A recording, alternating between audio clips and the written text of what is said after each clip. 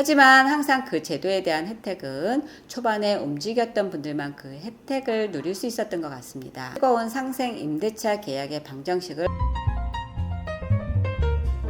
안녕하세요. 고객님들의 부동산에 관하여 궁금해하시는 내용 먼저 알려드리는 루원 센트럴 부동산 TV 한명아입니다.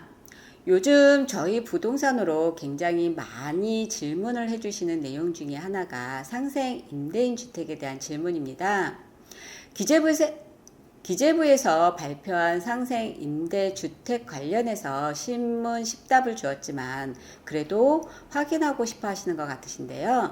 저번에 영상에서 올려드렸듯이 정말 실거주 요건을 면제해 준다는 건 파급 효과가 크긴 큰 것 같습니다. 그래서 신문 10답 내용 중 많이 질문 주시는 것 중에 몇 가지 질문을 통해서 우리가 어떻게 활용할 수 있을지에 대한 방정식 영상 올려보겠습니다. 상생 임대차 계약으로 인정받기 위해서는 직전 임대차 계약이 1년 6개월 이상이어야 하고 새로운 임대차 계약은 24년 12월 31일 이전에 해야 합니다. 직전 임차인과 새로운 임차인이 갱신 청구처럼 같아도 되고 아니면 새로운 임차인을 구해서 새로 들어와도 되고 기존의 임대차 계약과 새로운 임대차 계약의 중간에 임대인 본인이 실거주를 하든 공실로 냅두든 공백이 있어도 가능하다고 합니다. 다만 기존 임대차 계약과 새로운 임대차 계약의 임대인은 무조건 같아야 인정이 됩니다. 기존 임차인을 승계해서 계약을 했다면 이후에 계약을 5%만 인상했다고 하더라도 상생 임대차 계약으로 인정되지 않아 혜택을 받을 수가 없습니다. 새로운 임대차 계약은 24년 12월 31일 이전까지만 계약하면 되고 잔금과 입주를 할 필요까지는 없다고 합니다. 만약 주택으로 갭 투자를 하고 싶다면 올해가 정말 찬스인 것 같습니다. 올 12월 전에만 매수 계약을 해서 임차를 준다고 하면 보통 임대차 계약이 2년임을 감안할 때 24년 12월 31일 이전에 상생 임대차 계약을 할 수 있기 때문입니다.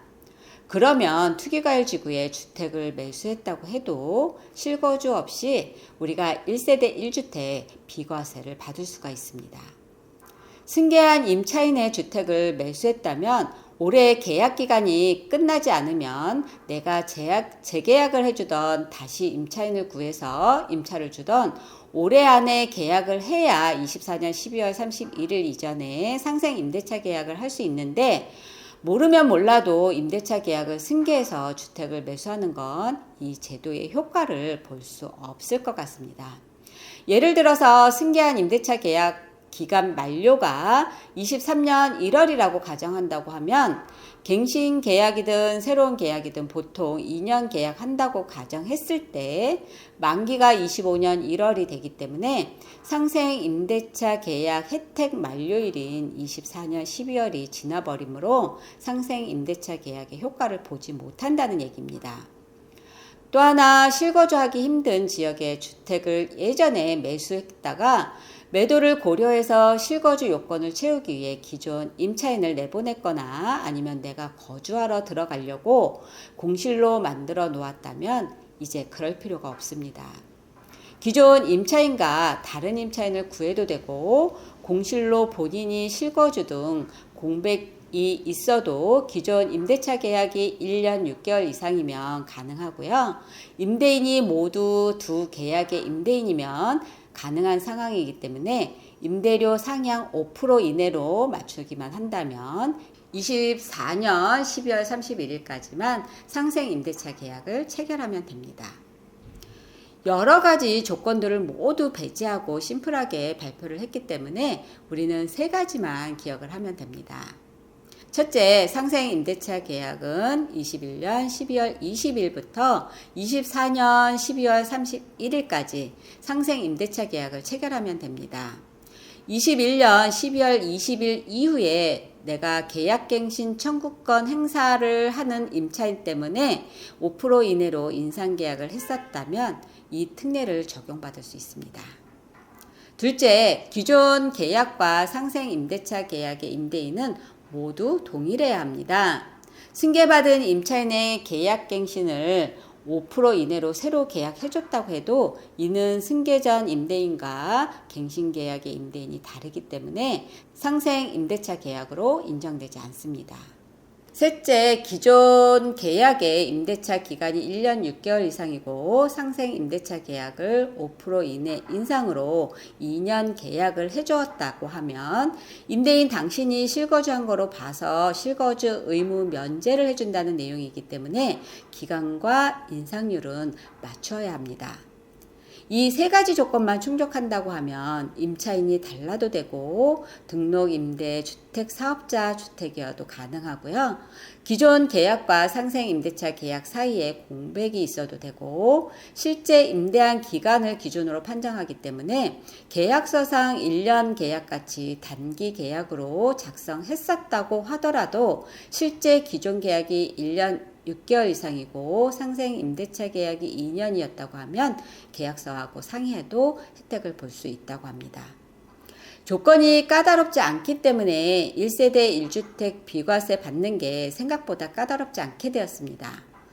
아무리 규제지역의 주택을 매수한다고 하더라도 한 4년 정도만 상생 임대차 계약 요건을 갖추고 매수를 한다고 하면 비과세를 받을 수 있다는 얘기입니다. 예전에 상생 임대차 계약의 효력을 보려면 1주택자에 한해서 혜택을 받지만 이번에 발표된 상생 임대차 계약 제도는 다주택자라고 하더라도 마지막 한 주택에 대해서 상생 임대차 계약 요건이 맞는다고 하면 비과세를 받을 수 있습니다. 내가 일시적 2주택으로 주택 하나를 매수했다고 하면 기존 주택은 비과세 요건을 갖추어야 하겠지만 새로운 주택은 거주하지 않아도 상생 임대차 계약 요건만 맞춘다고 하면 비과세가 가능하다는 얘기입니다. 내가 지금 현재 무주택인데 집값이 오를 게 걱정이라고 하면 수도권의 저렴한 주택을 번거롭게 이사갈 걱정 없이 매수해서 상생 임대인 계약 조건을 맞춘다고 하면 비과세로 갭 투자도 가능하다는 얘기입니다.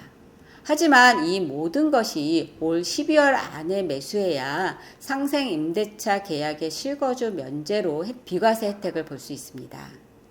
이렇게 모두의 관심이 뜨거운 상생 임대차 계약의 방정식을 우리가 한번 같이 풀어봤습니다. 새로운 제도가 나오면 이게 어떤 방향으로 튈지는 사실 우리가 지나고 봐야 알 수 있는 경우들이 많이 있습니다. 하지만 항상 그 제도에 대한 혜택은 초반에 움직였던 분들만 그 혜택을 누릴 수 있었던 것 같습니다. 이번 상생 임대인 제도의 혜택은 부동산으로 실거주하지 않고도 갭 투자할 수 있는 아주 좋은 기회입니다. 그러려면 적어도 올해 안에 매수해야 이 혜택을 볼 수 있습니다. 이상으로 고객님들과 같이 상생 임대차 계약 신문 10답을 통해서 방정식을 풀어보는 시간을 가졌습니다. 이상으로 루원 센트럴 부동산 TV 한명아였습니다. 감사합니다.